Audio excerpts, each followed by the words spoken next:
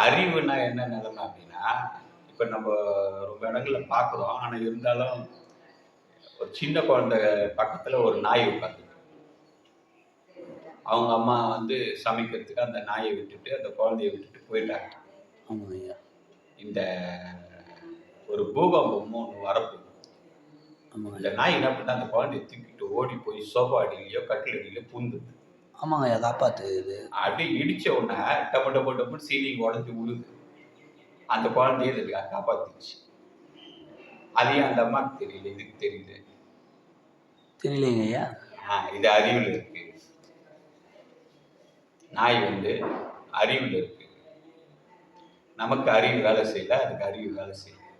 அப்போ நம்மள மனிதரை தவிர வந்து மத்த உயிர்களுக்கு வந்து அறிவு வேலை செய்யுது. நமக்கு மாயையிலே அறிவு வேலை செய்யல. மாயையிலே தான் இருக்கும். மாயையில இருக்கும், மனசுல இருக்கும். அப்ப மனதுல வந்து எப்படி அறிவு வேலை செய்யும்? அப்ப கவனங்களை தவறு விட்டு நம்ம வாழ்ந்துட்டு இருக்கோம். அதுக்கு கவனத்தோடையே இருக்கு. அதனால அதுக்கு என்ன பண்ணுதுன்னா, கரெக்டா இப்ப அந்த ஒரு குழந்தை தவறி விழப்போகுதுன்றது அதுக்கு தெரியுது. ஓடி போய் காப்பாத்திடுது. ஒரு பூகம்பம் வரப்போகுதுன்னு அதுக்கு தெரியுது. ஓடி போய் காப்பாத்து. ஆனா நமக்கு தெரியலையே. ஆனா நீ அறிவு இருந்தீனா தெரியும். அந்த அறிவு வளர்ச்சிக்கு தான் நம்ம வித்தை பண்ணணும். இந்த வித்தை பண்ணா விழிப்பு உணர்வோடு இருப்போம். தூங்குவது பிரம்மம், தூங்காம உணர்வு இல்லாம அலைந்து கொண்டிருப்பது மாயை.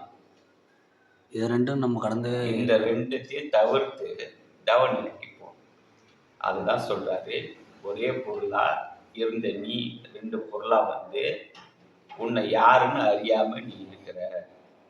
அப்ப தன்னைத்தான் அறிந்தால்தான் உனக்கு விமோச்சனம். இதுல இருந்து விமோச்சனத்துக்கு நீ போறதுக்கு வாய்ப்பே இல்லை. அப்ப உண்மையை நீ அறியணும். அறிய வேண்டியதை நீ அறிந்தால் அதற்கு பேர் அறிவு. அந்த அறிவு தான் உனக்கு முக்தி தரும். அதுக்கு தான் வித்தை.